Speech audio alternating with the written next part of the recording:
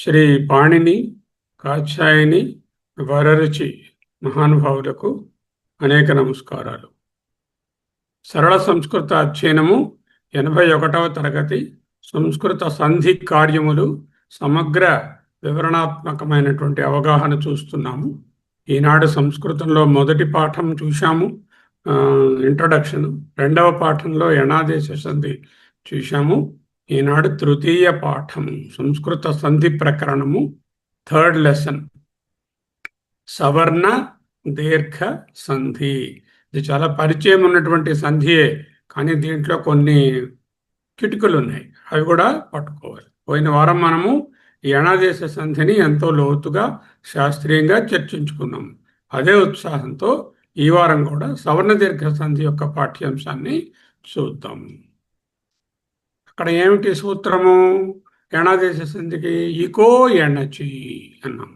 అంటే అసవర్ణమైన అచ్చులు వస్తే, ఇకలకు ఇకహ అంటే ఇక్కులకు అసవర్ణమైన అచ్చులు వచ్చినప్పుడు ఎవరాలు వస్తాయి అని చదువు. ఈ వారము సవర్ణమైన అచ్చులు వస్తే ఏమవుతుంది? దీనికి పాణిని గారి సూత్రం ఏమిటి? ఆ ఇకో ఎణచిలాగే అకహ సవర్ణే దీర్ఘ. సూత్రం ఏమిటి? అకహ సవర్ణే దీర్ఘ. అకహ అంటే అక్కులు. అక్కులు అనగా ఏమి? ఆ, ఈ, ఊ, అరు. ఆ అంటే ఆ, ఈ అంటే ఈ, ఊ అంటే ఊ, అరు అంటే అరు. మరి హలు అలు అలు ఎందుకు చెప్పలేదు? కొంతసేపు ఉన్న తర్వాత చెప్తాను. ఓకే. అక్కులు అంటే ఏ ఐలు ఇందులో లేవు. ఆ, ఈ, ఉ, ఊ, రు, రు అంతవరకే. అకహ అంటే అప్రత్యాహారం. ఇది ప్రత్యాహారము, దండ. ఆ అనేటటువంటి దీనికి అక్ అని రాస్తే ప్రత్యాహారం ఏర్పడింది. ఆ ప్రత్యాహారము ఆ, ఈ, ఊరులను సూచిస్తుంది. సవర్ణే సవర్ణమైన అచ్చు. అంటే సవర్ణం అంటే అదే షేపులో ఉందని కాదు, సమానమైన ఉచ్చారణ స్థానము కలిగినటువంటి వర్ణము. సమస్తమైన ఉచ్చారణా స్థానం అక్కర్లా, ఉచ్చారణ స్థానం అంటే సరిపడు. ఉచ్చారణ స్థానము కలిగినటువంటి వర్ణం. సరళంగా చెప్పాలంటే ఆ, ఆలకు ఆ, ఆలే పరమవాలి. ఈ, ఈలకు ఈ, ఈలే పరమవాలి. ఉ, ఊలకు ఉ, ఊలే పరమవాలి. రు, రూలకు రు, రూలే పరమవాలి. దీర్ఘ అంటే పూర్వ పర అక్షర స్థానాలు రెండు పోతాయి. ఆ రెండు పోయి కొత్తగా ఒక అక్షరం వస్తుంది. ఏమిటి? దీర్ఘాక్షరం వస్తుంది. ఏ దీర్ఘం వస్తుంది? అక్షరం వస్తుంది. అక్కడ రెండు సవర్ణమైన అచ్చులే ఉన్నాయి. ఆ సవర్ణమైన అచ్చు యొక్క దీర్ఘాక్షరం వస్తుంది, ఏకాదేశంగా వస్తుంది. 3 పాయింట్లు. అకహ అచ్చులు, అక్కులు. హక్కులు అనగానేమి? ఆ, ఈ, ఊరులు. అవి హ్రస్వం కావచ్చు, దీర్ఘమైన కావచ్చు. సవర్ణే సమానమైన ఉచ్చారణ స్థానం కలిగినటువంటి వర్ణము. సరళంగా చెప్పాలంటే ఆకు, ఆ, ఈకి, ఊకు, రూకురు అలా పరం అవ్వాలి. అయితే ఏంటవుతుంది? ఇక్కడున్న అచ్చు, పరమైన అచ్చు రెండు ఎగిరిపోయి కొత్త అక్షరం వస్తుంది. ఏమిటి వస్తుంది? ఇదే అచ్చు యొక్క దీర్ఘాక్షరం వస్తుంది. ఈ విధంగా రెండు ఏకాదేశంగా రావడం అంటే రెండు పోయి ఒకటి రావడాన్ని ఏకాదేశం అంటారని మనకు తెలుసు. అదే ఇక్కడ వరకు ఒకసారి రివ్యూ చేయండి నాగరత్నం గారు. నమస్తే సార్. ఇప్పుడు మనం ఈరోజు సవర్ణ దీర్ఘ సంధి నేర్చుకుంటున్నాము. దాని సూత్ర విశ్లేషణ ఏంటంటే అకహ సవర్ణే దీర్ఘ, ఇది సూత్రం అన్నమాట. అంటే అక్కులకు సవర్ణం వస్తే దీర్ఘం అవుతుంది. అక్కులంటే అంటే సవర్ణం అంటే మనం తెలుసుకున్నాం.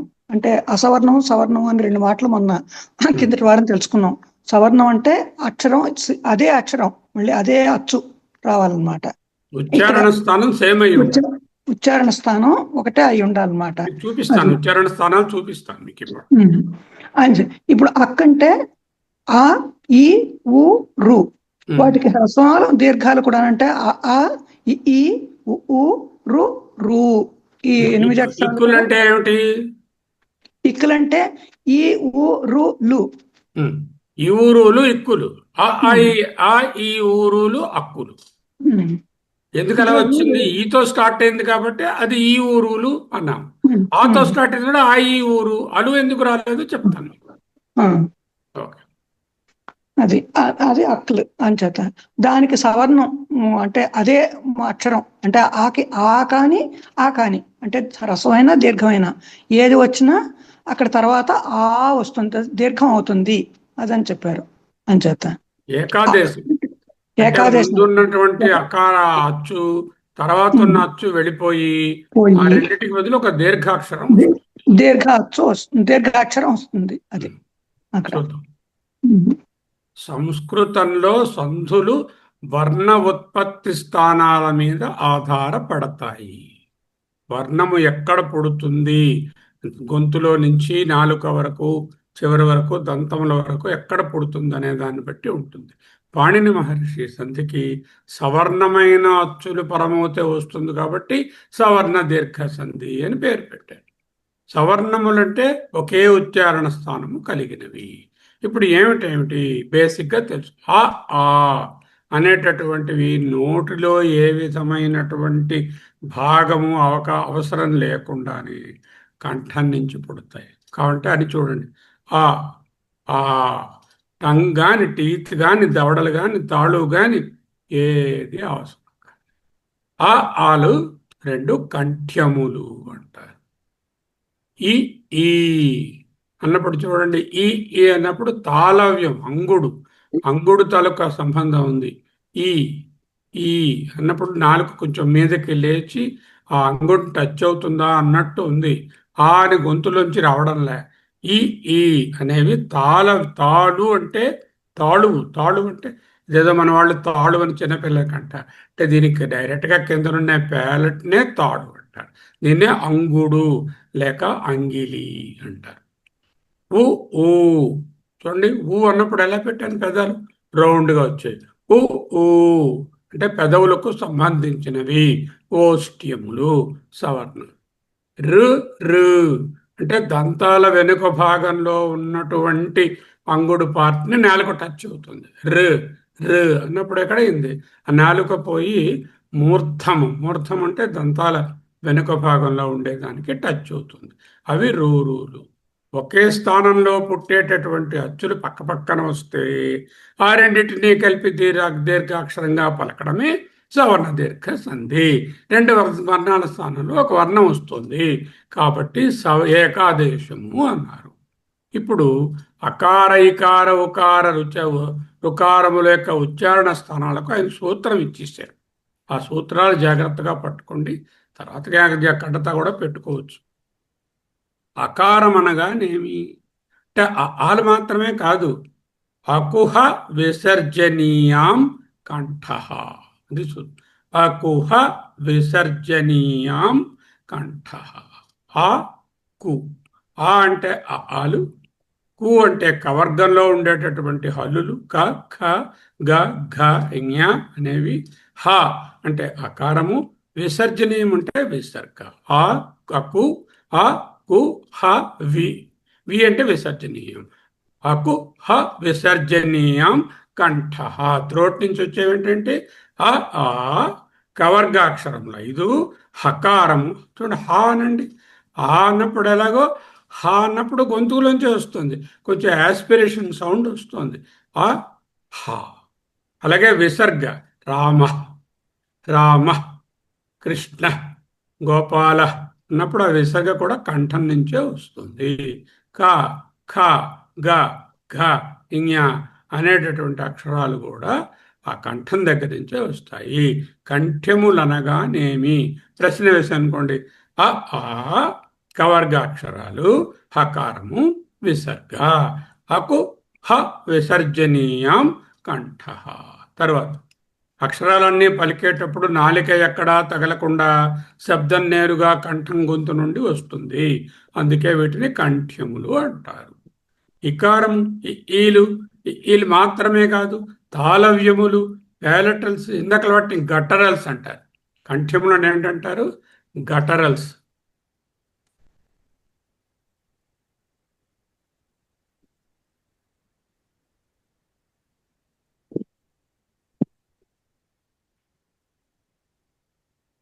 ఓకే, వీటిని ప్యాలెటల్స్ అంటారు. ప్యాలెట్ అంటే తాడు, అంగిలి, ప్యాలెట్. అంగుడు అని కూడా అంటాం. నోటి లోపల పైన ఇలాగ కప్పులా ఉండేటటువంటి భాగము, the roof of the mouth, దానిని అంగిలి, సంస్కృతంలో తాడు అంటారు. తాడు, తాడు.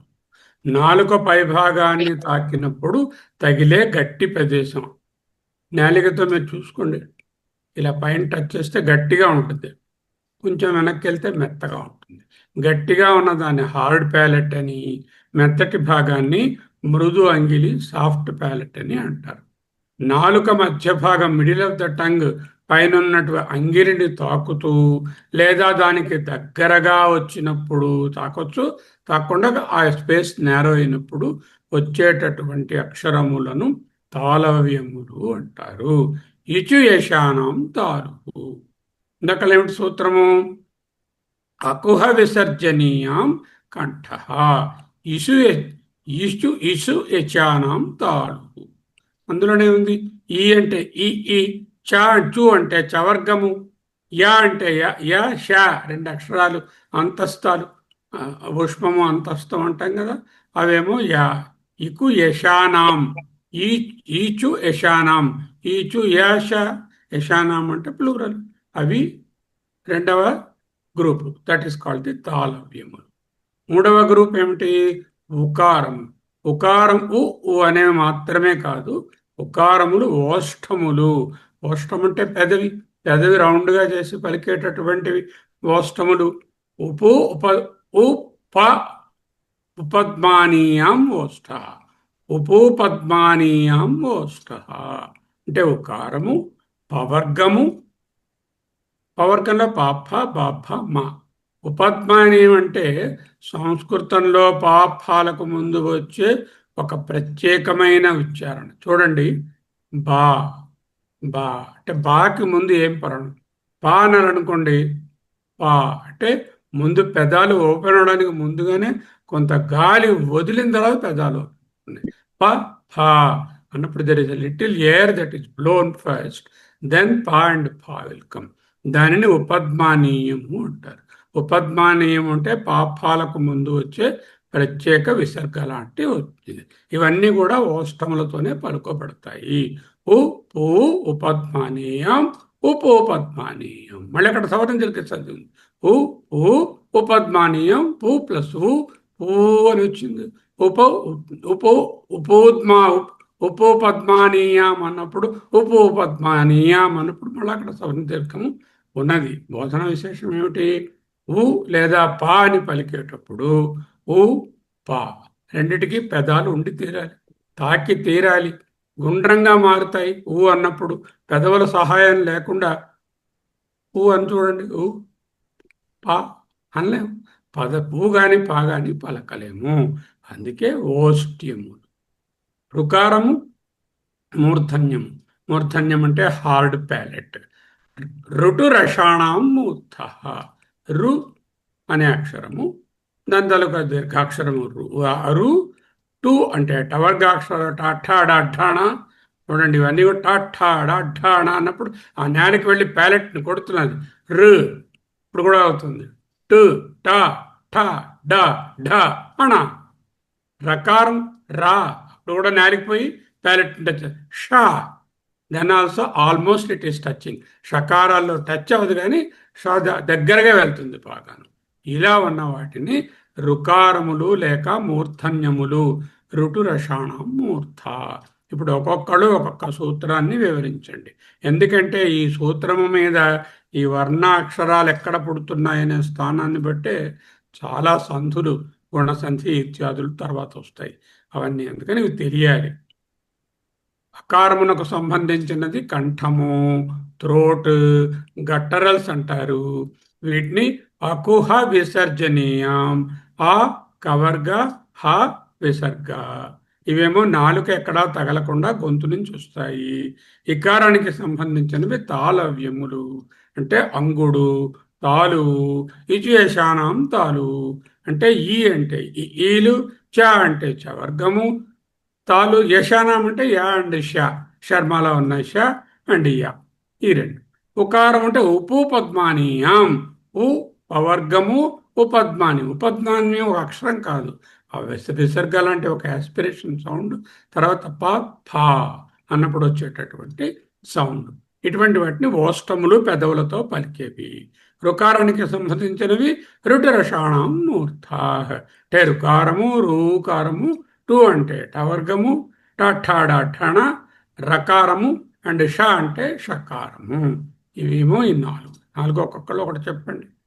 నోట ఒకరు తీసుకోండి, ఎవరో ఒకరు. అకారమునకు స్థానములు చెప్పండి, కంఠ్యములకు చెప్పమంటారా సార్? చెప్పండి. చెప్పండి సార్. ముఖ్యంగా ముందు ఈ సూత్రమును అర్థం చేసుకోవాలి. అకుహ విసర్జనీయానాం కంఠః, ఇది సూత్రం అన్నమాట. ఈ సూత్రంలో మనము విడదీస్తే ఆ అంటే మన దీర్ఘం కాని ఆ దీర్ఘం అంటే హ్రస్వ దీర్ఘ ఆకారాలు ఆలు రెండు అనుకోవచ్చు. కు చాలా ఇంపార్టెంట్ పాయింట్. అంటే కు అంటే కావర్గ హలులు, ఖ గ ఞ, హకారం ఉంటుంది. విసర్జనీయ అంటే విసర్గ మనం వాడతాం కదా, రామ కృష్ణ విసర్గ అంటే ఇవన్నీ వస్తాయి దీనిలో. ఫస్ట్ ఇందులో ముఖ్యంగా మనము కంఠానికి సంబంధించిన కాబట్టి వీటికి ముఖ్యం పేర్లు కంఠ్యములు అని చెప్పుకోవచ్చు. అదే మనకి కంఠః అని అక్కడ చెప్పొచ్చు. ఎందుకు కంఠః అన్నారంటే మనకి ఉచ్చారణ చాలా ఇంపార్టెంట్. సవర్ణ దీర్ఘంలో అసలు సంస్కృతం అంటేనే ఉచ్చారణ చాలా ఇంపార్టెంట్. అందులో గొంతుక నుంచి వస్తుంది కాబట్టి వీడిని కంఠ్యములు అన్నారు. ఇక్కడ నాలుక, దవడలు, పెదాలు ఏవి ఇన్నాళ్ళు బాబల. ముఖ్యంగా మనకి దీని యొక్క విశేషంగా మీరు చెప్పిన దాని వల్ల సంధిలో మనకి సంహిత కలయికలో ఉపయోగపడతాయి. అంటే కంఠాలకు ఎంత దగ్గరగా ఉన్నప్పుడు తెలుస్తుంది. అది ఇంకా ముందు చెప్తారు మీరు. అది సార్ ముఖ్యంగానే అర్థం చేసుకుంది సార్. Thank you. అంటే ఇక్కడ నాలుక ప్రమేయం కానీ, పెదాలు ప్రమేయం కానీ, ప్యాలెట్ ప్రమేయం కానీ, దవడల ప్రమేయం కానీ ఏమీ లేదు. ఆ క ఖ గ ఘ ఇఞ హ రామ కృష్ణ. అది ఓకే. ఇకారం దగ్గరికి రండి. ఇంకొకరు రండి సార్. ఇకారం అంటే ఈ అంటే అంటే ఇకారం అది తాళవ్యం అన్నమాట. దానికి ఎలా పలకాలి? తాళు అంటే ఏమిటో చెప్పండి. అదే తాళు అంటే పాలటల్స్ అంటారు ఇంగ్లీష్ లోను. అంటే మనకి అంగిలి అని కూడా చెప్తాము. అంటే మనం తల మీద చేయి పెట్టి తాళు అంటాం కదా. తాళు అంటే నోటిలో కప్పులా ఉండే ఇలా కర్వేగడ్గా ఉంటుంది కదా, ఆ పార్ట్. అదే అంగుడు అంటాం మనం దాన్ని. మామూలుగా అంగుడు అంటాము, లేకపోతే అంగిలి అని కూడా కొందరు అంటారు అనమాట. అది ఆ నోటి లోపల ఉండేదాన్ని పైకప్పు అంటే భాగం అని చెప్పారు. అది అదిగా ఉంటే, గట్టిగా ఉంటే ఒక పేరు చెప్పారు, చిన్నగా ఉంటే ఒక పేరు ఉంటుందని చెప్పారు. అది అయితే సంస్కృతంలో దాన్ని తాళు అంటారు. తాళు మనకి చిన్నపిల్లల కోసం చెప్తుంటారు ముఖ్యంగా. సూత్రం అది ఇచు యశాన తాలు, అది తాలు. ఇచు యశానం అంటే ఈ అంటే ఈలు రెండును, హ్రస్వము దీర్ఘం రెండు. చా అంటే చావర్గము, చావర్గం అంటే చా జ ఇన. అదే ఇచు యశానం అన్నారు కదా సార్. అన్నాం కదా, అలాగే ఇక్కడ అక్కడ యానాం అన్నది ప్లూరల్. అదే ఇక్కడ అంతస్థం ఊష్మం అని రాశారు. అది యాసాలు, శేషాసాలను అంతస్తములని ఊష్మములని వస్తాయి తర్వాత. అంతస్థం ఊష్మంలో యాశాలే ఇక్కడికి వచ్చాయి మనకి. అంటే ఇక్కడ తాళవ్యం అంతస్థం, షా అనేది ఊష్మం. తాళవ్యములు కాకుండా ఇంకా అంతస్థం అవి కూడా అంతస్థం ఊష్మంలో ఈ రెండు అక్షరాలు కూడా తాళవ్యంలోనే ఉంటాయి. వస్తాయా? తాళవ్యం అనే దాంట్లో ఇకారాలు ఈ రెండు, చ ఇణే, అంతస్థమైన యా, పుష్పమైన షా కూడా దీంట్లో ఉంటాయి. అర్థమైంది. తర్వాత ఎవరన్నా చూడండి సార్. హరివం సార్, నేను చదవనండి. ఉకారము ఓష్టములు అంటే లిప్స్, పెదవులతో పలికేది. సూత్రము ఉపపద్మానీయానాం ఓష్టము పద్మానీయానాం. ఉప్పు అనరా సార్? దీన్ని ఎలాగండి ప్రొనౌన్స్ చేయడం? ఉప్పు పద్మానీయానాం. దీర్ఘం ఉంది సార్. ఉప్పు దీర్ఘం ఎలా వచ్చింది? ఉ ఉపద్మ కలిపితే ఉపు ఉపద్మ. పద్మ ఉప్పు అయింది. ఉప్పు పద్మానీయానాం ఓష్టౌ. ఉమ్, వివరణ. ఊ అంటే ఊ రెండు ఊ అంటే హ్రస్వ ఊ దీర్ఘ రెండు ఉకారాలు. ఉమ్, ఊ అంటే పవర్గ హల్లులు పప్ప బబ్బమ్మ. ఉమ్, ఉపద్మానీయ సంస్కృతంలో పా ఫాలకు ముందు వచ్చే ఒక ప్రత్యేక విసర్గ లాంటి ఉచ్చారణ. ఉమ్. దీని తాలూకు బోధనా విశేషం ఏంటంటే ఈ పలికినప్పుడు ఊ లేదా ఈ పాని పలికినప్పుడు ఈ పెదవులు రెండు కూడా ఒకదాన్ని ఒకటి తాకుతాయి. లేకపోయినా అక్షరాలు ఏమైనా పెద్దలు తాకుండా పలకగలమా?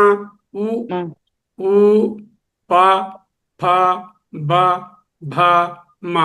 చూడండి, ఆ పెదాలు తాకితే కదా పలుకుతున్నాం. పలుకుతాం. అవును. ఉమ్. లేకపోతే గుండ్రంగానైనా మారుతాయి. ఊ అన్నప్పుడు గుండ్రంగా సున్నాలా మారుతాయి. ఊ అన్న పెదవుల సహాయం లేకుండా ఇవి పలకడం అవదు కాబట్టి విని ఓష్టములు అని అంటారు. కరెక్ట్. ధన్యవాదాలు. తర్వాత చూడండి, నేను చదువుతాను. చదవండి. రుకారము ఉమ్, ఇట్లా మూర్ధన్యములు అంటారు. ఉమ్, అంటే హార్డ్ ప్యాలెట్ కి తగిలి వస్తాయి కనుక. ఉమ్, ఉమ్, సూత్రమేమో ఋతురషాణ మూర్ధ.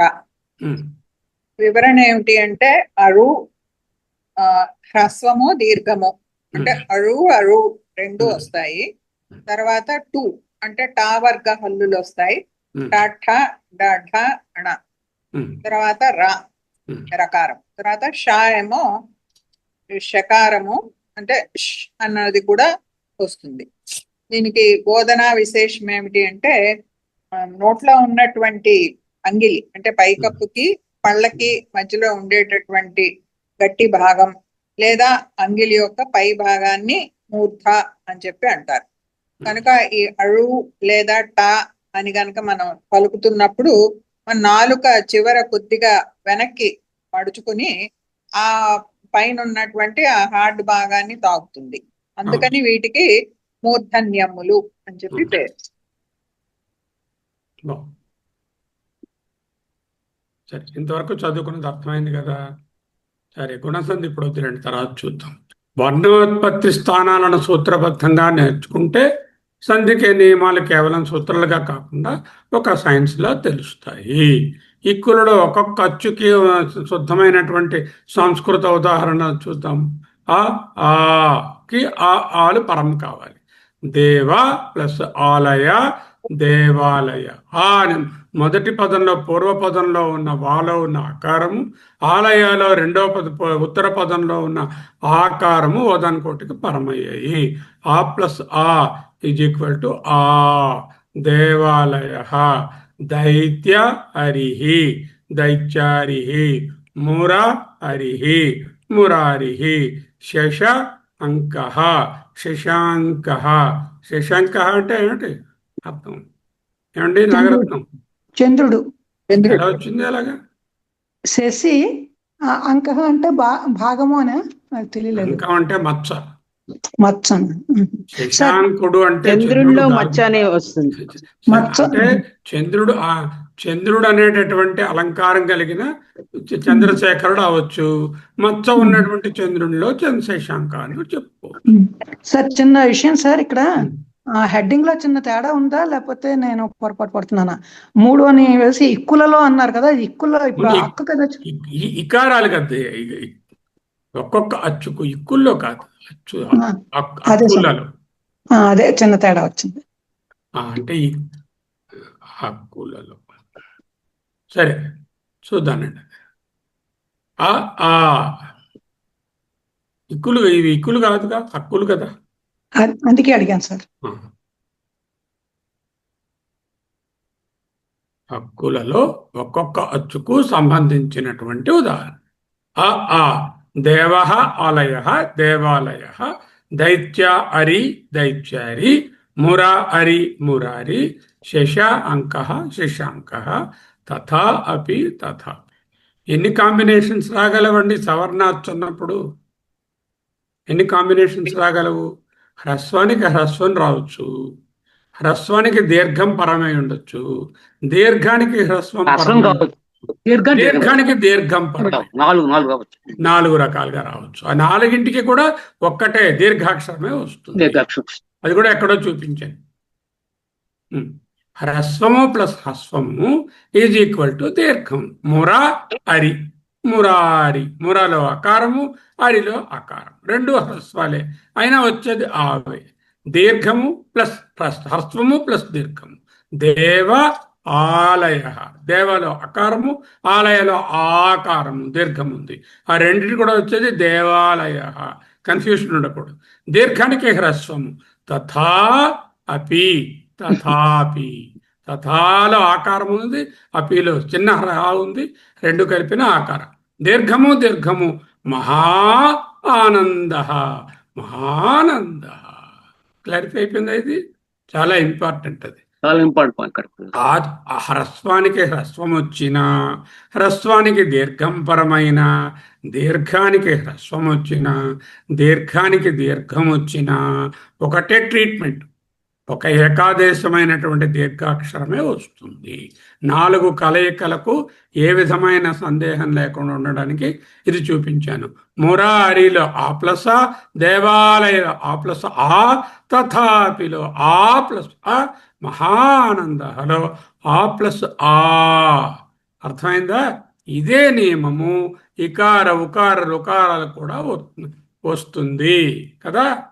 ఇదే నియమము వస్తుందని తెలుసుకోవాలి.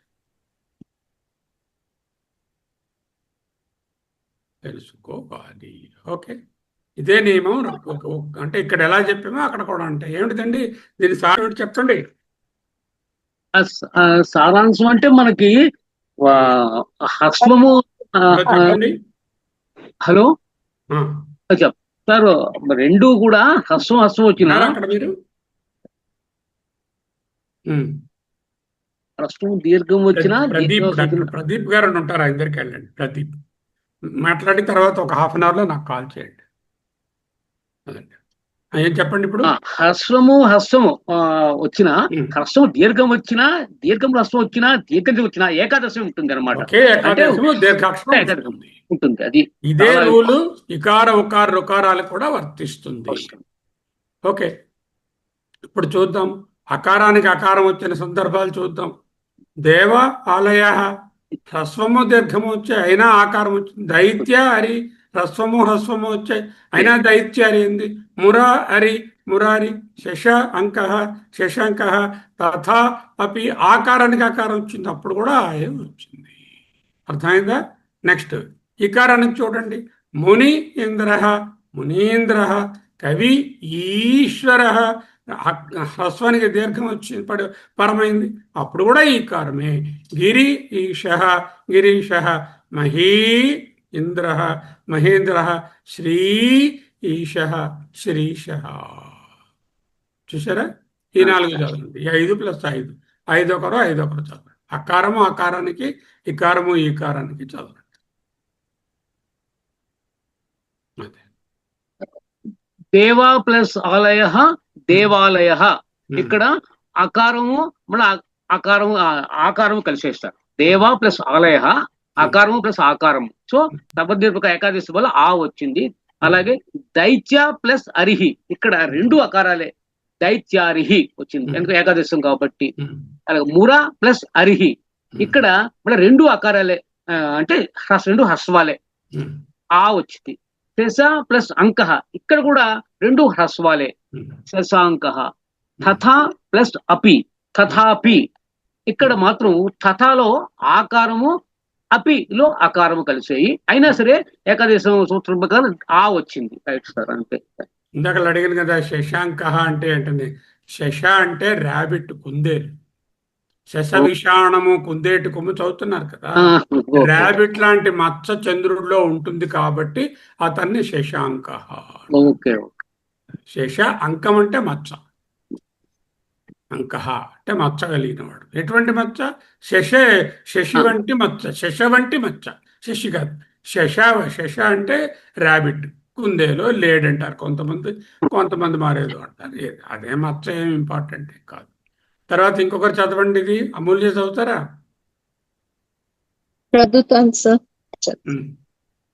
ఈకి ఇప్పుడు చూస్తున్నాం. ఈ और ఈ ఉండండి ఒక్క నిమిషం. అకారానికి సూత్రం ఏమిటండి? కంఠ్యాలకి సూత్రం ఏమిటి? కంఠ్యానికి అకు హ విసర్జనీయానాం. అకుహ విసర్జనీయానాం. అలు కు కవర్గము, హ అనే అక్షరము, విసర్గాక్షరం. అకుహ విసర్జనీయానాం కంఠః. ఓకే. ఈకారానికి సూత్రం ఏమిటండి? చెప్పండి.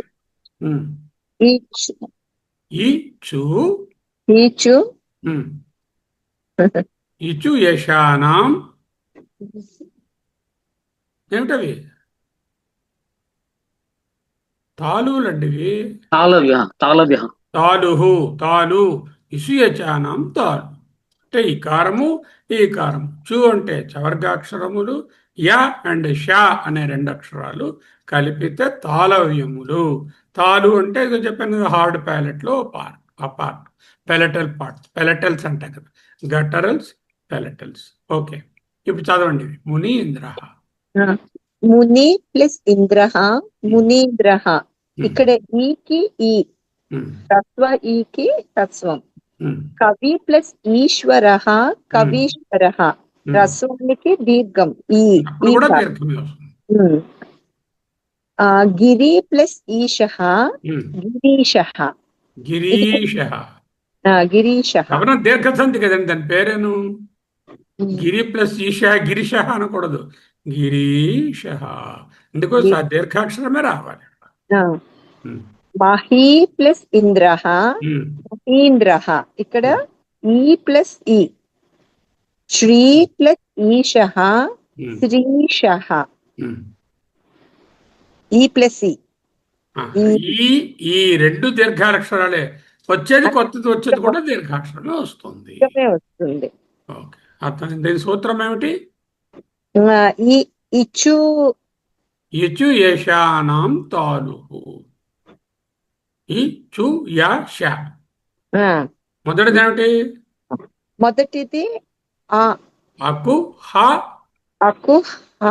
విసర్జనీయానాం కంఠః. అకుహ విసర్జనీయానం. అవర్గము, ఆలు, కవర్గము, హకారము, విసర్గ. ఈ అక్షరాలు వస్తే అకు హ విసర్జనీయానాం కంఠః. ఈశు యశానాం తాలుహు. అర్థమైందా? ఉకారం చెప్పండి. సూత్రాలు రావాలి, వస్తే ఈజీగా ఉంటుంది సార్. నేను చెప్తున్నాను సార్. ఉకారం ఇవి ఓష్యములు సార్, పెద్దవులతో పలికేవి. ఉ ప్లస్ ఊవే అవుతుంది. భాను ప్లస్ ఉదయ, భాను ఊ ప్లస్ ఊ, భానుదయ. ఇది భానుదయ అని చదువుకోకూడదు. భానుదయ, భానుదయ, భానుదయ, భానుదయ. భాను ప్లస్ ఉదయ. విష్ణు ప్లస్ ఉదయ, విష్ణుదయ. ఇది కూడా ఊ ప్లస్ ఊ అయింది. సాధు ప్లస్ ఉక్తం, సాధుక్తం. ఇది ఊ ప్లస్ ఊ. లఘు ప్లస్ ఊర్మిహి, లఘూర్మిహి.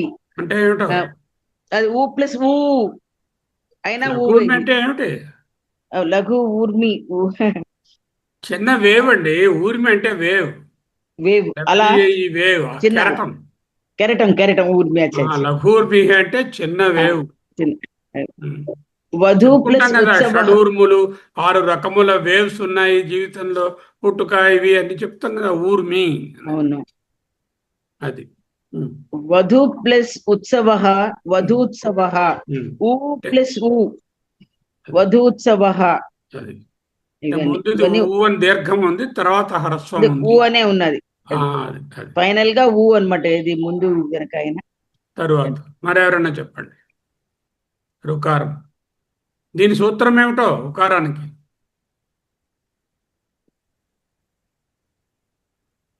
ఉకారానికి ఏమిటండి సూత్రం?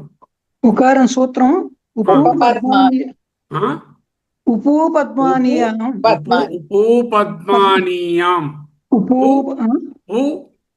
ఉపద్మానీయం, ఉపూపద్మానీయం. అదే సార్, ఉప్పు పద్మానీయం ఆ, అది ఓస్టవ్.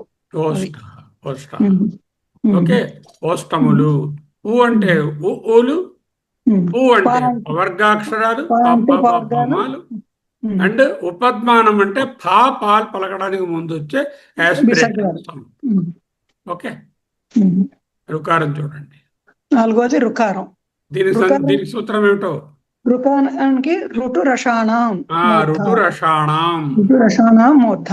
ఉమ్, అది దానికి ఇదేంటంటే పితృ ప్లస్ రుణం, పితృణం. ఉమ్. మాతృ ప్లస్ రుణం, మాతృణం. అక్కడ మాతృణం అని స్టార్ట్ చేయకూడదు, మాతృణం అనే పెట్టాలి. దీర్ఘం తీయాలి, మాతృణం. పితృణం ఎందుకంటే ధవరం దీర్ఘస్తుంది కదా, అందుకని. అది అందుకే దీర్ఘం వస్తుంది. అంటే అదే కదా మనం ఇందాక నేర్చుకున్న. అయితే అంటే ఒక హ్రస్వమైన దీర్ఘమైన దానికి మళ్ళీ హ్రస్వమైన దీర్ఘమైన కలిస్తే దీర్ఘమే వస్తుంది అని దీర్ఘమే వస్తుంది. అది. అంటే భాతృ ప్లస్ వృద్ధి, ఉమ్, భాతృద్ధి. ఉమ్, హోతృ ప్లస్ రుకార, ఉమ్, హోతృకార. ఉమ్. కర్తృ ప్లస్ రుణం, కర్తృణం. కర్తృణం. అది సూత్రం ఏమిటి? ఋటు రషాణం మూర్ధ. మూర్ధన్యః. సార్ హోతృణం అంటే ఏంటి సార్? హోతృణం అంటే హోతృకార అంటే మీనింగ్ అర్థం సార్? హోతృ అంటే హోత్రం చేసేవాడు. హోత్రం, ఓకే సార్. రుకారం అంటే వాళ్ళు రకరకాల స్వాహాలు ఇలాంటివి చేస్తూ ఉంటారు. Okay sir.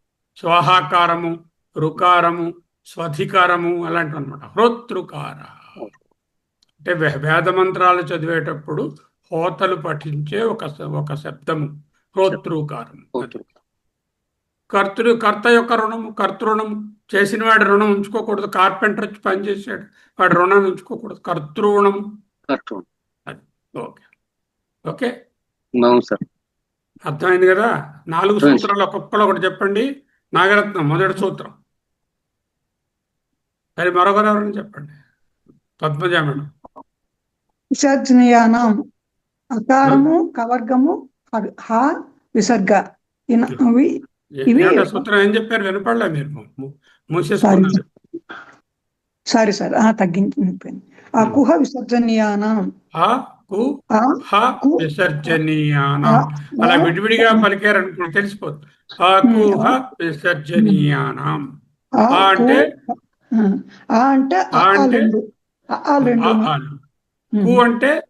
కు అంటే కావర్గం, అంటే హకారం, విసర్గ అంటే విసర్గ. విసర్జనీయం అంటే కవర్గం అయిపోయింది ఇక్కడ. తర్వాత రెండో దానికి రండి. ఇచు యశానం తాలుహు. ఇచు యశానం అంటే ఈ అంటే ఈ రెండును. చు అంటే ఆవర్గం మొత్తం, చాచ జ ఇన. కవర్గం చవర్గం అయిపోయి రెండు అయిపోయి. ఇవి తాళవ్యములు. తర్వాత ఎవరైనా చెప్పండి. ఉకారము, రూకారము. అమూల్య. హరి ఓం సార్. ఊకి ఊ సార్. అవి సరే, సూత్రం చెప్పు తల్లి. ఉపూపద్మానీయానాం ఓష్టములు. ఊ అంటే పవర్గము, ఉపద్మానం, ఉపద్మానీయము. ఓకే, తర్వాత చెప్పండి రుకారానికి. అమ్మ జ్యోతి పద్మజ.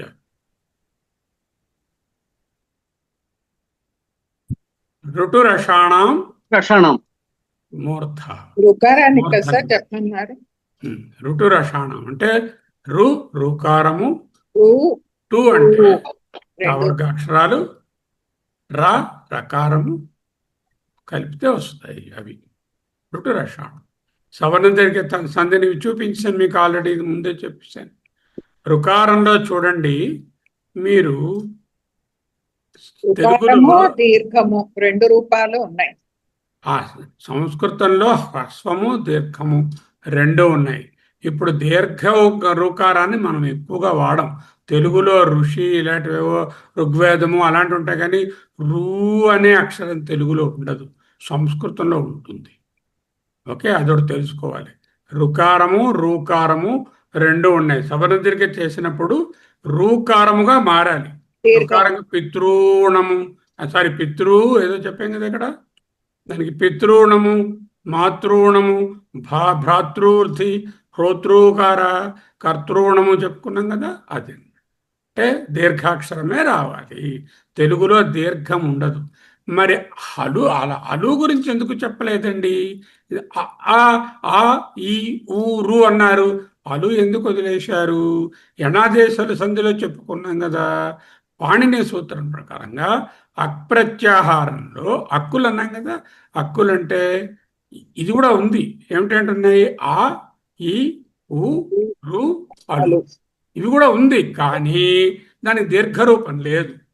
అలు అలు తెలుగులో ఉన్నాయి, సంస్కృతంలో దీర్ఘం లేదు. అంచేత సవర్ణ దీర్ఘ సంధి వచ్చే అవకాశం లేదు. అర్థమైందా?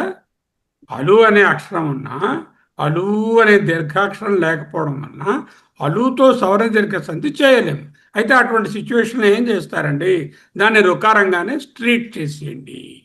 అంటే అప్పుడు అలు పక్కన అలు వచ్చింది అనుకోండి, అలు రు అలు వర్ణయోర్మిత సావర్ణ్యం వాచ్యం అంటే అప్పుడు రూనే అలునే రుగా సమానార్థంగానే తీసుకోండి. For example హోతృ అలుకార. అలుకార అంటే అలు అనే షేప్ ఉన్నవాళ్ళు కృష్ణుడు అని చెప్పుకున్నాం. హోతృ అలుకార అంటే అప్పుడు కూడా హోతృకారవే అయిపోతుంది. అర్థమైందా? స్పెషల్ పాయింట్ బాగుంది సార్. అదే కొత్తగా అంటే నేను అసలు ఇందాక ఎందుకంటే అలు ఇప్పుడు అక్కులంటే ఏం చెప్పాలి? ఆ ఈ రు అలు చెప్పాలి కదా. ఇక్కులంటే ఆ వదిలేసాం, ఈతో స్టార్ట్ చేసాం. ఇక్కులు అన్నప్పుడు ఈ ఉ రు అలు. అక్కులంటే ఆతో స్టార్ట్ చేయమంటున్నారు. ఆ ఈ ఉ రు అలు. మరి అలు ఎందుకు చెప్పలేదు? రెండో అలు లేదు కాబట్టి, దీర్ఘాక్షరం లేదు కాబట్టి. ఒకవేళ కానీ అది పరం అవుతే ఆ రెండు ఉదానుకోటి అది రూలాగే ట్రీట్ చేసి, అంటే ఎక్కడైనా అవుతూ ఉంటుంది అనమాట అలాగా. కానీ అది అర్థమైంది. హోతృకార ఎలా చేసావో అలాగే దీర్ఘ రూకారాన్ని తీసేసుకో అని చెప్తాను. అలాగే సార్ మనకి పితృ రుణము అంటారా, పితృణము అంటారా? పితృణము. పితృరుణం అంటే మీరు సంధి చేయలేదు. సంధి చేయలేదు, అలాగే కదా అంటుంటారు. పితృరుణము అంటే సంధి చేయకుండా కొన్ని సార్లు సంధి చేయవచ్చు, చేయక్కర్లేదు.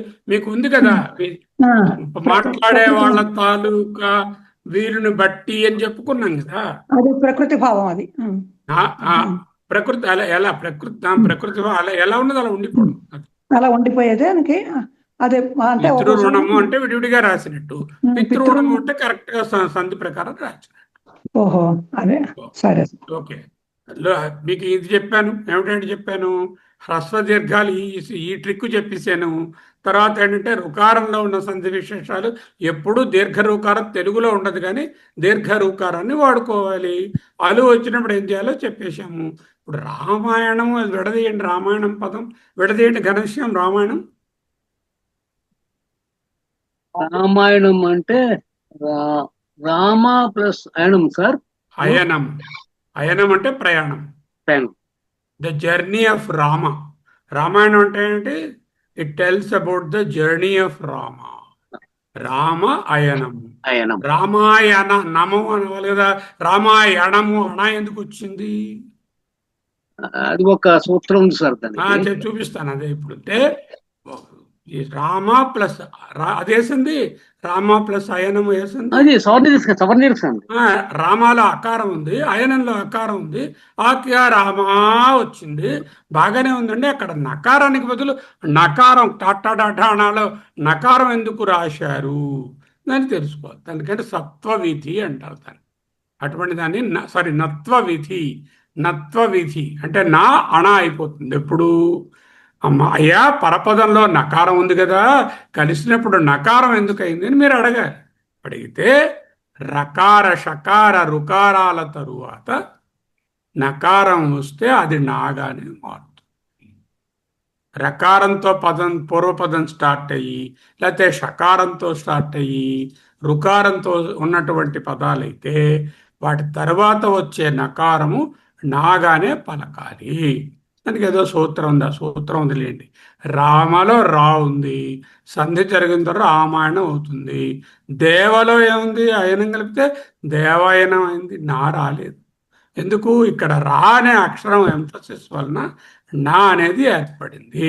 ఈ విధంగా రా గాని షా గాని అరు గాని ముందు పదంలో పూర్వపదంలో ఉన్నట్టయితే పరపదంలో ఉన్న నకారం అవుతుంది. ఎగ్జాంపుల్ రామాయణం. దేవా, ఇక్కడ రా షా రు లేవు కాబట్టి దేవాయనం అని రాయాలి. అర్థమైందా? అర్థమైంది సార్. ఏమా సార్ చిన్న సందేహం సార్ ఇది ఇందులోను, అంటే పూర్వపదము అన్నప్పుడు పూర్వపదం పూర్వపద అక్షరం గురించి మాట్లాడలే. పూర్వపదంలో ఎక్కడైనా సరే ఎక్కడ ఉన్నాను చివరి అది అక్షరం గుర్తు- అక్కలే, మధ్యాక్షరం అక్షలే. అది గుర్తుంచుకోవాలి సార్. పూర్వపదంలో రా అనే అక్షరము పూర్వపదంలో ఉన్నట్లయితే పరపదంలో వచ్చేటటువంటి మొదటి నకారానికి నకారం ఏర్పడుతుంది. ఓహో, అర్థమైంది సార్. అది రామాలో రా పూర్వపదంలో రా ఎక్కడో చాలా ముందుంది, మా తాలూకా ఎండింగ్ దగ్గర లేదు. అయినప్పటికీ ఆ రామ ప్లస్ అయనము తర్వాత నా ఉంది, ఆ నా దగ్గర వస్తుంది, అక్కడ నకారం వస్తుంది. సార్ ఇప్పుడు పుష్పాణి అంటే ఇక్కడ షా వచ్చింది కాబట్టి వస్తుంది సార్. పుష్పాణి పుష్ప ఆని పుష్పాణి, ఇక్కడ పుష్పాణి అంటం లేదు కదా, పుష్పాణి అంటుంది. ఆ షాకారం వల్ల వచ్చింది సార్. పుష్ప ఆని ఆని అంటే ఎట్సెట్రా. పుష్పాని పుష్పములు, పుష్పాణి పూజయామి అంటున్నారు.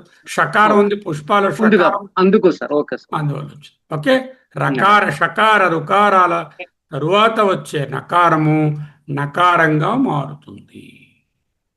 ఓకే, ఇది సవర్ణ దీర్ఘ సంధి సూత్రం కాదు. ఆ పదంలోనే రకార షకార రుకారాలు ఏవైనా ఒక పదంలో ఉన్నట్లయితే వాటి వెనకాల వచ్చే నకారము నకారంగా మారుతుంది. ఇక్కడ రామాయణము అయింది, కానీ రా ఎఫెక్ట్ వలన రామాయణము అని రాయాలి. సవర్ణ దీర్ఘ సంధికి సంబంధం లేదు, వేరే సూత్రం. అర్థమైందా? అయిపోయింది, రామాయణముతో అయిపోయింది. రామాయణం అనుకుంటే రామాయణము అనమంటున్నారు. ఎందుకనమంటున్నారు? రకార షకార రుకారాలు ఉన్న పదములో నకారం వస్తే అది టటడఢాణగా రాసుకోవాలి. చాలా ఇంపార్టెంట్ పాయింట్ సార్. చాలా ఇంపార్టెంట్ పాయింట్. చాలా ఇంపార్టెంట్. ఓకే, యణాదేశ సంధికి దీనికి ఉన్న వ్యత్యాసాలు చూద్దాము. పూర్వస్వరం ఏమిటి? యణాదేశకి పదంలో ఉండేది ఏ స్వరం ఉండాలి? ఈ ఊరులు. స్వరం అన్నా ఎందుకు? ఇది స్వరసంధులు, అచ్చులు స్వరసంధులు కదా, ఇవి వ్యంజన సంధులు కావు కదా, స్వరసంధులు, అచ్చంధులు కదా. ఈ ఊరు అలు పరస్వరం ఏమిటి? అసవర్ణ అచ్చు రావాలి, వేరే అచ్చు రావాలి. వచ్చేది ఏమిటి? ఆదేశం. ఎవరలు వస్తాయి? ఈకి యా, ఊకి వా, రూకి రా, అలుకి లా వస్తాయి.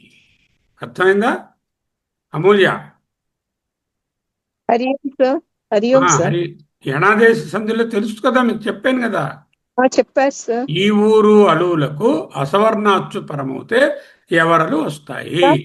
యావారాలు వస్తాయి. సు ఆగతము, స్వాగతము అన్నాం కదా. అవును. సు అల్పము, స్వల్పము అన్నాం కదా. అది ఇక్కడికి వస్తే ఆ ఈ ఊ రు అలు కూడా రాయాలి, కానీ రాయక్కర్లేదు. ఎందుకు రాయక్కర్లేదు? రెండో అలు లేదు కాబట్టి. ఆ ఈ ఊరులకు అక్కులకు సవర్ణ అచ్చు అదే స్థానంలో ఉచ్చరించబడే అచ్చుగాని పరమవుతే ఏకాదేశమై దీర్ఘాక్షరము ఆ ఈ ఊరు అనేవే వస్తాయి. అర్థమైపోయింది కదా. ఓకే, ఇప్పుడు అభ్యాస పత్రం ఏమిటి? అభ్యాస పత్రం కింది పదాలను కలిపి రాయండి. ఎక్కడ సవర్ణ దీర్ఘ జరుగుతుందో అది ఏకాదేశం చేయండి, ఎక్కడ యణాదేశం జరుగుతుందో అది గుర్తించండి. ఒకటి చేసేయండి. ఇక్కడ దైత్య ప్లస్ హరిహి, దైత్యారిహి, దేవాలయ, దేవాలయః, ముర హరిహి, శశ అంకః, శశాంకః, తథా అపి, తథాపి. తర్వాత సరే ఏంటది? రత్నాకర, రత్న ప్లస్ ఆకర. రత్న ఆకర అంటే ఎవడు? రత్నాకరుడు అంటే సముద్రం. రత్నాకరుడు, రత్నములకు ఆకరం. ఆకరం అంటే ట్రెజర్ హౌస్, నిలయం. నిలయం. రత్నాకరుడు. విద్యా అర్థి. విద్యార్థి.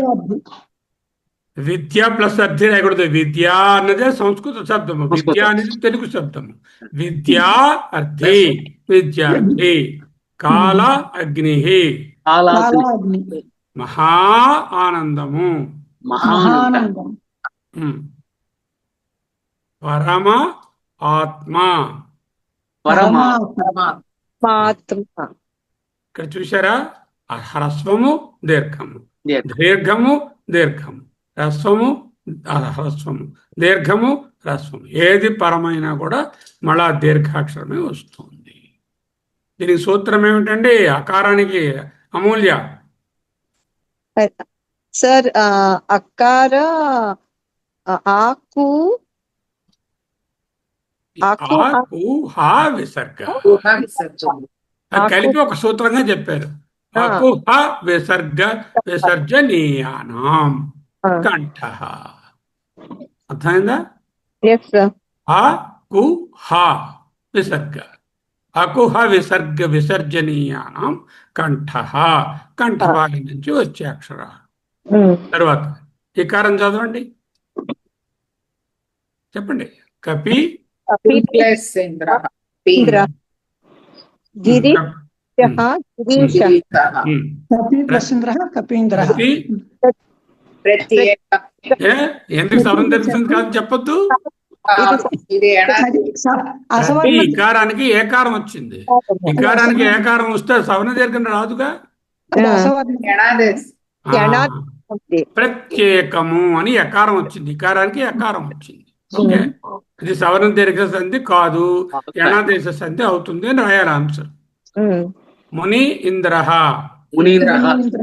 హరి ఈశ, కవి ఈశ్వర, మహీ ఇంద్ర. చాలా మంది మహీంద్ర వేరు, మహేంద్ర అన్నవారు వేరు. మహీంద్ర అంటే ఎవరు? రాజు. మహి అంటే భూమి, భూమికి ఇంద్రుడు మహేంద్రుడు. మహాయింద్ర ఆయన వేరు, మహేంద్రుడు. హాకి ఈ వస్తే అది వేరు కదా, అది ఇదిగా, అది సంధి కాదు. యద్యపి అది శ్రీ ఈశ, క్షితి ఇంద్ర, అది కూడా రాజే. క్షితీంద్ర అన్న మహేంద్ర అన్న ఒకటే అర్థం. క్షితి అంటే భూమి. తర్వాత చదవండి. భాను ఉదయ, విష్ణు ఉదయ.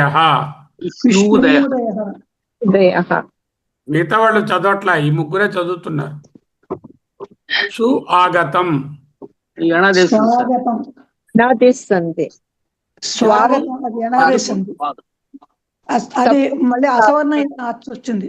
ఉకారానికి అసవర్ణమైన అచ్చు పరమైంది. అసవర్ణమైన అచ్చు పరమైంది. ఉకారానికి ఏమిటి రావాలి? యా వా రావాలి. అందుకే స్వాగతం.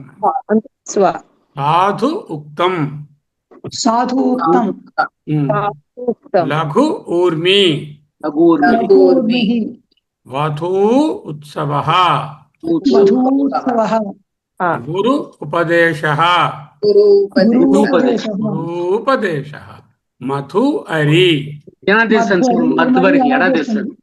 ఎందువల్ల వచ్చింది? ఉకారానికి అకారం వచ్చింది, అసవర్ణమైన అచ్చు. సు ఉక్తి, సూక్తి,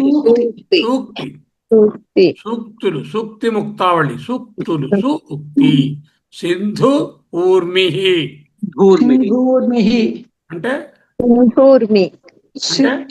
సింధు నది తాలూకు అంటే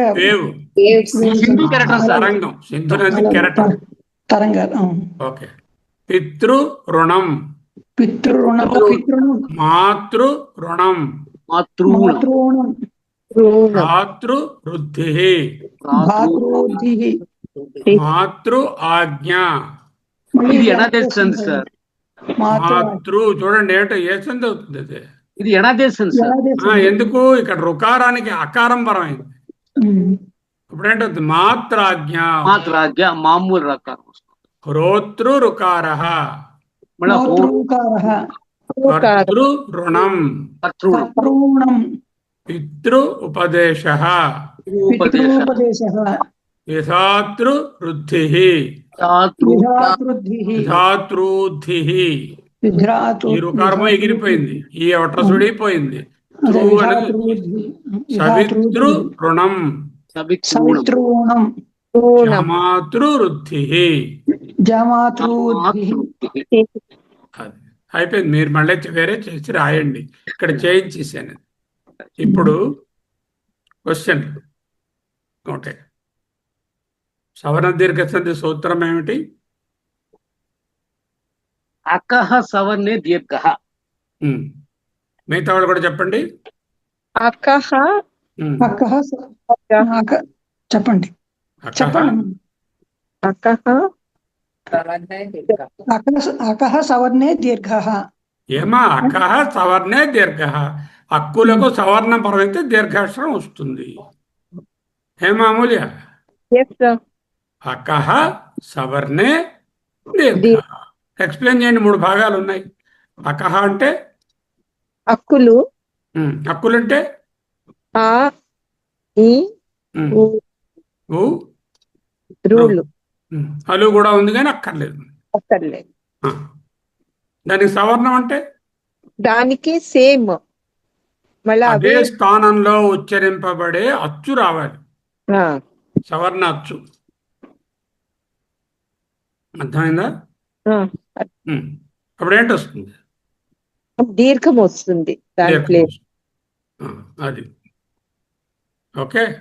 ఓకే. ఇప్పుడు వరాసగా 4 సూత్రాలు చెప్పండి. ఒక్కొక్కరు ఒక సూత్రాన్ని చెప్పి ఎక్స్ప్లెయిన్ చేయండి. అకారానికి సూత్రం ఏమిటి? కంఠ్యములు అంటే ఏమిటి? అకుహ విసర్జనీయ. అకుహ విసర్జనీయానాం కంఠః. ఎక్స్ప్లెయిన్ చేయండి అమూల్య. ఆ కు హా అనేవి అంటే విసర్గం. ఊ అంటే కు అంటే కక్క కక్క. ఇన్య, క 5 అక్షరాలు. ఆ, ఆ అంటే ఆలు, కు అంటే కవర్గ 5 అక్షరాలు, హ అంటే అకారము, విసర్గ అంటే విసర్గము. విసర్గం. అకుహ విసర్జనీయానాం కంఠః. తర్వాత ఇంకొకరు చెప్పండి అమ్మా. జ్యోతిపద్మని మాట్లాడటం లేరా? అయ్యా ఉన్నాను. చెప్పండి, ఇకారం చెప్పండి. ఇచు యశానాం తాలు. తాళువు అంటే తాళవ్యములు, తాళవ్యములు అంటే పెలటల్స్, ప్యాలెట్ తో పలకబడేవి. తగలగా వచ్చేటటువంటి. ఇచు యశానాం ఎక్స్ప్లెయిన్ చేయండి. ఇచు యశానాం. ఈ అంటేనేమో ఈ ఉమ్. తర్వాత చావర్గము జాయిని, యశానాం, శాను. యా అండ్ షా. అందుకని 2 ఉన్నాయి కనుక యశానాం అని చెప్పి అన్నాం. అది అవన్నీ ప్లూరల్ కదా, మొత్తం అక్షరాలన్నీ ఉన్నాయి కాబట్టి యశానాం అన్నది ప్లూరల్. అలాగే ఇక్కడ కూడానేమో మొదటి దాంట్లో కూడా విసర్జనీయానాం అన్నది ప్లూరల్ పదం. ఓకే, ఇవి తాలువులు. తర్వాత దానికి రండి అమ్మా. ఉకారం చెప్పండి ఎవరన్నా. ఉపద్మనీయం. ఉప్పు కాదండి, ఉప్పు కాదు. ఉప్పు పద్మానీయానం. ఉప్పు పద్మానీయానం. పప్పు పద్మానీయానం అనకూడదు. ఉప్పు కాదు, పద్మానీయానం. ఉప్పు పద్మానీయానం అనగానేమి? ఊ అంటే ఊలు 2ను, రసము దీర్ఘము 2 ఊలు. ఆ తర్వాత పూ అన్నప్పుడు పావర్గము. పూ అంటేనే పావర్గము. పూ అక్కర్లా. ఆ పూ ఎందుకు ఏర్పడింది? ఈ పూకి పక్కన ఉపద్మానీయంకి కలిసింది, సవర్ణ దీర్ఘం అయింది. అవడం వల్ల సవర్ణ దీర్ఘ సంధి అవడం వల్ల పూ అనే అక్షరం వచ్చింది. ఒరిజినల్ గా ఉపు ఉపద్మానీయానం, ఉపు ఉపద్మానీయం, ఉపు ఉపద్మానీయానం. సవర్ణ దీర్ఘ సంధి అయింది అక్కడ కూడా. ఓకే. పూ అంటే పావర్గము. ఉపద్మానీయం అంటే ఉపద్మానీయం. ఉపద్మానీయం అంటే అంటే పాలకి ముందు వచ్చే కొంచెం ఒక రకమైన విసర్గలాంటి సంధి అన్నమాట. చూడండి, మీరు భా అనండి. భా అంటే ముందు కొంచెం గాలితో ఓపెన్ చేస్తున్నాను నోరు. ఆ సౌండ్, గాలి ఫోర్స్ తో పెదాలను ఓపెన్ చేస్తున్నారు కదా. పా ఫా 2 అక్షరాలు పలికినప్పుడు మామూలుగా పెదాలను ఓపెన్ చేశారు అనుకోండి, అక్షరం గాలి లేకపోతే పెదాలను ఓపెన్ చేస్తే పా రాదు కదా. పా అవును. పా ఫా అంటున్నారు కాబట్టి దానిని ఉపద్మానీయము అంటారు. ఎలాగా సార్ అంటే అటువంటిది కూడా ఎక్కడ తయారవుతుంది? ఓష్టముల దగ్గరే తయారవుతుంది. అవును, అది ఎక్కడైనా సంధిగా వస్తుందా? ఇంచేతంటే మనకు వస్తుంది ఎక్కడో ఉపద్మానీయం ఉపయోగించినప్పుడు చెప్తాం. సరే సార్. ఇప్పుడు అదే పవర్గం ఉంది మన సవర్ణ సంధిలో వాడంగా. ఎందుకు అదే పవర్గం వాడలేదు, చవర్గం వాడలేదు, టవర్గం వాడలేదు, ఎందుకు వాడలేదు? ఎందుకు వాళ్ళ ఇవి తెలియదు స్వర సార్. సంధులు కదా, ఉమ్. హల్లుల సంధులు కావుగా. వ్యంజనాలు కావు. వ్యంజనాలు మనం ఇప్పుడు చెప్పుకోవట్లేదు కదా. వ్యంజనాలకు సంబంధించిన సంధులు వచ్చినప్పుడు అవి చూద్దాం. ఓకే, ఆహా. ఆ, ఇక్కడ సరే సార్. ఇక్కడ ఊ ఊ ఆ, ఆ, ఈ అవే వాడాం. ఇంకా స్వరాలే. పవర్గ, చవర్గ, టవర్గ, తవర్గ, అదే కవర్గ అన్ని చెప్పారు. అచ్చు కవర్గ అదే చెప్పారు, అచ్చులతోటే చవర్గం చెప్ చెప్పారు, టవర్గం అచ్చులతోటే చెప్పారు, చెబుతున్నారు. పవర్గం చెప్పారు, అన్ని ఉమ్. అయిపోయి పాపం. ఇంకా అవును. ఏమిటండిపోయింది? చచ్చ చచ్చ టట్ట తాత తాతనాలు రాలేదు. ఇంకా ఉమ్, ఆ. వచ్చిన కూడా నేర్చుకుందాం. ఓకే, ఇది ఇది రుకారంతో మూర్ధాన్యం అన్నప్పుడు ఋటు రషణం, ఋటు రషాణ మూర్ధానం ఋటు అన్నారు. రషాణం. ఋటు అంటే రు రు అంటే అంటే రూలు, రు రు రు అంటే రెండును టవర్గాక్షరాలు, వర్గం రా రా అంటే రకారము, ష ష అంటే రకారం. రషకారం. ఇక్కడ ఏం వాడుకున్నాము? ఓన్లీ రూనే వాడుకున్నాము. రూలే మిగతా వాడలేదు. ఇందాక ఇందాక మీరు చెప్పిన సూత్రం ఇక్కడ పనికొచ్చింది సార్. కనిపిస్తుంది. ఋటు రషాణం అన్నారు అంటే నా వచ్చింది. మిగతా మూడిట్లను నామ్ అని వచ్చింది కదా, నా అదే వచ్చింది. రా షా ఉన్నప్పుడు షా ఉంది. అక్కడేమో మనం నా రావాలని చెప్పాం కదా. రా నా షా రు, వచ్చింది. అదే ఈ మూడు అక్షరాల్లో ఏవైనా వస్తే నకారం రావాలి. రా అదే. షా రు. అందుకే దానికి మూర్ధన్య అక్షరాలైన రు, రా, ష అనేటటువంటి అక్షరములు ముందు పదంలో పూర్వపదంలో ఉంటే పరపదంలో ఉండే మొదటి నకారము నకారముగా మారు. నకారం అయిపోతుంది. అంచేత ఇక్కడ ఉదాహరణ రామ ప్లస్ అయనము రామాయణం. అన్నారు. అలాగే ఇక్కడ ఋటు రషాణం అన్నారు. అది ఇది ఇక్కడ అర్థమైపోయింది. అన్నట్టుగా. ఈ సందులు అన్ని ఒకటి మీకు తెలిసిపోయి తర్వాత ఇది కూడా చూపించాం. హ్రస్వానికి హ్రస్వం, దీర్ఘానికి దీర్ఘం, అది కూడా చూపించేసాం. అది తెలిసిపోయింది. రుకారం ఎప్పుడు సవర్ణంలోనేమో రూ అనే అక్షరం తెలుగులో వాడం కానీ సంస్కృతంలో అదే వాడాలి. పితృ మాతృ అంటున్నాం కదా, మాతృణం పితృణం, భాతృర్థి వృద్ధి అంటున్నాం కదా. అలా అలుకి అవకాశం లేదు. అలా ఉన్నప్పుడు రుకారంగానే తీసుకో. రామాయణం రహస్యాన్ని చెప్పేశాను, గణాదేశానికి కంపారిజన్ చెప్పేశాను. తర్వాత అన్ని మా 15 ఒక్కదానికి 10 చొప్పున 4 పదులు 40 కూడా చేసేసారు మీరు. మళ్ళీ ఇస్తాను మరోసారి జాగ్రత్తగా. ఈసారి చేసినప్పుడు ఏం చేస్తారంటే భ్రాతృ వృద్ధిలో ఇక్కడ హ్రస్వానికి హ్రస్వము అలా రాయండి బ్రాకెట్లో. ఓకే, రాస్తాను సార్. అదే అలాగే సార్. ఓకే, అయిపోయింది. మరేంటి శారదం ఉన్నారా? నమస్కారం గురుగారు. చెప్పండి. అదే లేట్ అయిపోయింది నేను రావడం, వచ్చాక జాయిన్ అయ్యాను అందుకని. చాలా చాలా బాగుంది గురుగారు. అన్ని ఇవి ఏం కూడా చేసుకుందామా? చెప్పారు. కంఠవ్యాలు తాళవ్యాలు ఇవన్నీ కూడా చెప్పారు కదా ఈరోజు. చాలా బాగున్నది. అది తెలియడం చాలా ఇంపార్టెంట్. ఆ సూత్రాలు ఒకసారి మళ్ళీ ఒక్కొక్కలో ఒకటి చెప్పగలిగితే సంతోషం. కంఠ్యములకు సూత్రము చెప్పుడు. అకుహ విసర్జనీయానాం కంఠ్యః. నెక్స్ట్ ఇచు యశానాం తాలు. తాలు. ఓకే, తర్వాత ఉప పద్మనీయానాం ఉపు సమా ఉపు పద్మనీయ ఉపో పద్మానే ఉపు ఉపద్మానం ఉపో పద్మానం. ఓకే, ఉపో పద్మానీయం ఓష్ట. తర్వాత ఋటు రషాణం. ఋటు రషాణం మూర్ధన్యం, మూర్ధన్యాలు అంటాం. ఓకే, ఏంటి చేద్దామా? అలాగే సార్. సూత్రాలు రాయండి, అది కూడా మీకు అభ్యాసమే. అలాగే. అభ్యాసంలో ఒక్కొక్క సూత్రమును రాసి వివరించుడు. మొదటి సూత్రం ఏమిటి? సవర్ణ దీర్ఘ సంధి సూత్రం. ఏమిటది? అకహ సవర్ణే దీర్ఘ. అకహ సవర్ణే దీర్ఘ. ఓకే, అక్కడి నుంచి మొదలెట్టి 5 సూత్రాలు రాయాలి మీరు. సవర్ణ దీర్ఘ సంధి, కంఠ్యాలు, తాలువులు, ఓష్ట్యాలు, మూర్ధాలు. మూర్ధన్యాలు. ఈ 5 సూత్రాలు రాసి ఎక్స్ప్లెయిన్ చేసి ఇచ్చిన సింపుల్ ఎక్సర్సైజ్ కంప్లీట్ చేయండి.